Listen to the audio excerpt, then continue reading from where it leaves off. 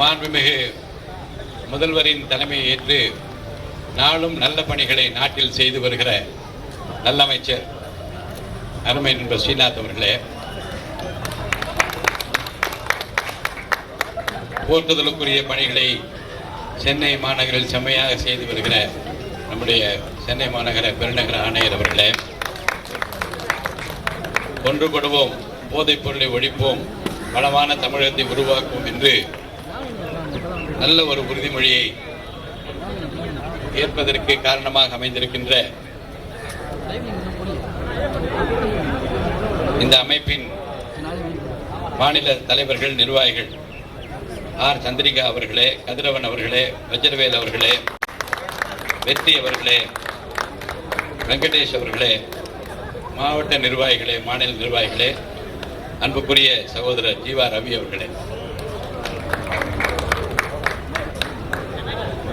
மிக சிறப்பாக தென்னிந்திய பத்திரிகையாளர்கள் யூனியன் சார்பில் நடைபெறுகின்ற போதைப் பொருள் எதிர்ப்பு தினத்தை முன்னிட்டு நடத்துகின்ற மீடியா கிரிக்கெட் சாம்பியன்ஷிப் போட்டி நிகழ்வின் துவக்க விழாவில் கலந்து கொள்வதில் நாங்கள் அத்தனை பேரும் மகிழ்ச்சி அடைகின்றோம். நம்முடைய ஆணையர் சொன்னது போல, மாண்புமிகு அமைச்சர் வலியுறுத்தியதை போல, இது அரசாங்கம் பார்த்து கொள்ள வேண்டிய கடமை என்று வாழாவிராமல் நமக்கும் இதிலே பங்களிப்பு இருக்கிறது என்பதை உணர்ந்திருக்கிற அனைவரையும் ஒன்றுபட வைக்கிற நோக்கமாகத்தான் நம்முடைய தென்னிந்திய பத்திரிகையாளர் யூனியன் இந்த பொருளை கையில் எடுத்திருப்பதை நான் மனதார பாராட்டுகிறேன். இந்த நீடாது ஆர் என்று நாம் சொல்ல வேண்டும், இன்றைய உடனடி தேவை இது என்று நாம் சொல்ல வேண்டும். அதனால தான் இதுக்காக நாம் உறுதிமொழி எடுத்திருக்கிறோம். அரசாங்கம் தன் கடமையை செம்மையாக சீராக செய்ய இருக்கிறது என்பது அடையாளம் தான் நம்முடைய மாண்புமிகு முதல்வர் அவர்கள் பொறுப்பேற்றதிலே இருந்து முனைப்போடு அந்த பணிகளை செய்வதற்காக பல்வேறு முனைப்பான திட்டங்களை எல்லாம் இன்றைக்கு உருவாக்கி கொண்டிருக்கிறார்கள். தமிழ்நாட்டை இந்தியாவிலே போதை இல்லாத ஒரு மாநிலமாக, தமிழ்நாட்டை நிச்சயமாக போதை இல்லாத ஒரு சமூகமாக உருவாக்க வேண்டும் என்பதில் அவர் எத்தனை அக்கறையாக இருக்கிறார் என்பதை நாம் செய்தித்தாள்கள் மூலமாக, ஊடகங்கள் மூலமாக அன்றாடம் தெரிந்து கொண்டு வருவோம். கடுமையான நடவடிக்கை எல்லாம் எடுக்கப்பட்டு வருகிறது. இன்னும் தீவிரப்படுத்துவதற்கான முறையான சட்டங்கள் எல்லாம் தயார்படுத்தப்பட்டு வருகிறது. இதிலே விழிப்புணர்வு என்பது ரொம்ப அவசியமானது என்பதையும், அடிமையானவர்கள் எப்படி மீட்பது என்பதை பற்றியும், அடியம்மை ஆகாமல் இருப்பது எப்படி என்பதை பற்றி எல்லாம் அப்போலோ மருத்துவமனையினுடைய நிர்வாக பொறுப்பில் இருக்கின்றவர் இங்கே பேசினார்கள். என்னுடைய மகள் டாக்டர் ஆதிரா நேவிஸ் பிரபாகர் அவர்கள் 2 ஆண்டுகளுக்கு முன்பாக என்று உட்கார்ந்து, அவர் டாக்டர், அவர்கள் ஒரு சைக்கியாட்ரிஸ்ட், உட்கார்ந்து என்னிடம் பேசிக் கொண்டு போது சொன்னார்கள், இன்னொரு எதிர்காலத்தில் எனக்கு ரொம்ப கவலையாக இருக்கிறது என்று சொன்னார்கள். என்ன என்று கேட்டேன். தற்செயலாக ஒரு பள்ளிக்கூடத்திற்கு நான் சென்றேன். தலைமை ஆசிரியரோடு பேசிக் கொண்டிருக்கிறது, அம்மா எனக்கு ரொம்ப கவலையாக இருக்கிறது, இந்த பள்ளிக்கூடத்தை சுற்றி ஒரு 4-5 இடங்களிலே இந்த பொருள் கிடைக்கிறது என்று டிராயரை திறந்து சாக்லேட்டுகளை காட்டியிருக்கிறார்கள். இப்போ என் டாக்டர் கேட்டிருக்கிறார்கள், என்ன என்று கேட்டவுடனே விவரமாக அதை பற்றியெல்லாம் எடுத்து சொல்லியிருக்கிறார்கள். என்னுடைய டாக்டர் வீட்டுக்கு வந்த உடனே சொன்னார்கள், ரொம்ப மனதுக்கு வருத்தமாக இருக்கிறது, ஒரு பள்ளிக்கூடத்தில் ஒரு தலைமை ஆசிரியர் தைரியமாக இதை காட்டியிருக்கிறார், இன்னும் பயந்து கொண்டு நமக்கு ஏம்பா வம்பு, எதை சாப்பிட்டா நமக்கு என்ன, எப்படி போனால் எந்த கவலை என்று நினைத்து விட்டால் சமுதாயம் சீரழிந்து விடும் என்று நான் கவலைப்படுகிறேன் என்று சொல்லி கிரேஸ் ஃபவுண்டேஷன் என்று ஒன்று ஆரம்பித்தார். உடனடியாக முதல்ல செய்தது, தமிழ்நாடு முழுவதும் இருக்கக்கூடிய குறும்படங்களை தயாரிக்கக்கூடிய இளைஞர்கள் இந்த போதைப் பொருளுக்கு, மதுவுக்கு அடிமையானவர்களுடைய இல்லங்களில் என்ன நடக்கிறது, உடலுக்கு என்ன கேடு வருது என்பதை பற்றி குறும்படம் தயாரித்து அனுப்புங்கள் என்று 30 நாள் டைம் கொடுத்தார்கள். ஏறத்தாழ 250 படங்கள் வந்தது. அதையெல்லாம் போட்டு பார்த்தால் எவ்வளவு சிரமத்துக்கு குடும்பங்கள் ஆளாகிறது என்பது. குடிக்கிறவங்க மது போதைக்கு ஆளாக, அவங்க கெட்டு போவது, உடல்நலம் கெடுவது ஒரு பக்கம் இருக்கட்டும், அந்த குடும்பங்களிலே ஏற்படுகிற அந்த சீரழிவது மனதிற்கு கஷ்டமாகும்.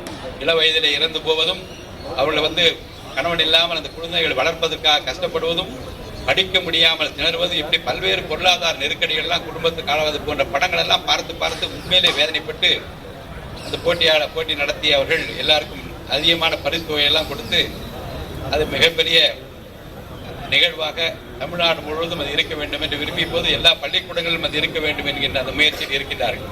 இதை நான் சொல்வதற்கு காரணம், நேரடியாக அப்படிப்பட்டவர்களை சந்திக்கிற போது, குடும்பங்களை சந்திக்கிற போது, அந்த பெண்கள் கதறி அழுகிற போது அந்த ஏற்படுகிற அந்த அவல நிலையை அரசாங்கம் இனிமேலும் பார்த்து கொண்டிருக்காது என்று நம்முடைய தமிழக முதல்வர் புரட்சி தளபதி வெற்றியின் நாயகனாக இன்றைக்கு மக்கள் மத்தியிலே நீங்காத இடம் பெற்றிருக்கிற நம்முடைய முதலமைச்சர் அக்கறையாக இருக்கிறார். அவருக்கு நான் உறுதுணையாக இருக்க வேண்டும். மீடியா உறுதுணையாக இருந்தால் அவரால் சாதிக்க முடியும். மீடியா உறுதுணையாக இருக்கிறது, நீங்கள் கவலைப்பட வேண்டாம், உங்களோடு நாங்கள் கரங்கோர்த்து நிற்போம் என்பதனுடைய அடையாளம் தான் இந்த மீடியா கிரிக்கெட் சாம்பியன்ஷிப் என்று நான் கருதுகின்றேன்.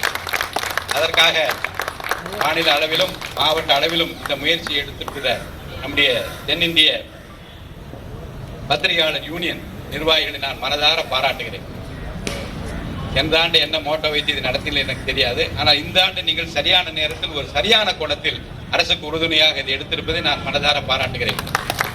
விளையாட்டு வீரர்கள் கிரிக்கெட் துவக்க இருக்கிறோம். கைகள் விறுவிறு என்று கால்கள் துருதுரு என்றும் இருக்குது. எப்போ விடுவாங்க களத்தில் இறங்க வேண்டும் என்று ஆர்வத்தோடு இருக்கு. அதிகமான நேரம் எடுத்துக்கொள்ள விரும்பவில்லை. இந்த கிரிக்கெட் போட்டியை கலந்து கொண்டிருக்கிற அத்தனை அணிகளுக்கும் என்னுடைய பாராட்டுகளை நான் தெரிவித்துக் கொள்கிறேன். 2000 ஆண்டுகளிலே நான் தமிழ்நாடு கிரிக்கெட் சங்கத்தினுடைய ஃபைனான்ஸ் கமிட்டி சேர்மனாக இருந்தேன். நம்முடைய மிகுந்த மரியாதைக்குரிய திரு என் சீனிவாசன் அவருடைய தலைமையில் இயங்கிய தமிழ்நாடு கிரிக்கெட் சங்கத்தில் புச்சிபாபு டிராபி ஆர்கனைஸ் கமிட்டி சேர்மனாக இருந்திருக்கிறேன்.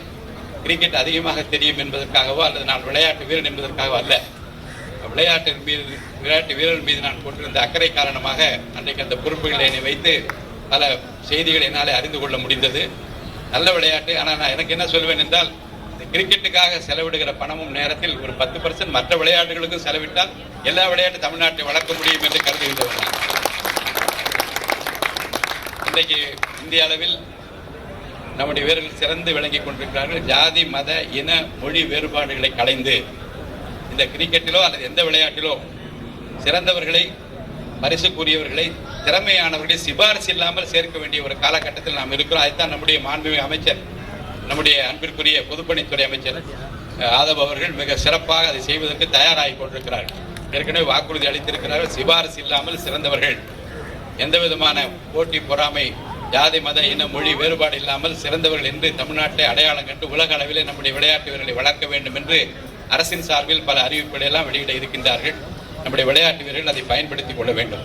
குறிப்பாக இன்றைக்கு போதையில்லா மாநிலத்தை உருவாக்குவதிலும், போதையில்லா மனிதர்களை பார்ப்பதிலும், போதையில்லா இளைஞர்களை வளர்ப்பதிலும் நம்முடைய தென்னிந்திய பத்திரிகையாளர் சங்கம் எடுத்திருக்கிற முயற்சியை மீண்டும் நான் பாராட்டி என்னுடைய வாழ்த்துக்களை தெரிவித்து விடைபெற்றுக் கொள்கிறேன். நன்றி, வணக்கம்.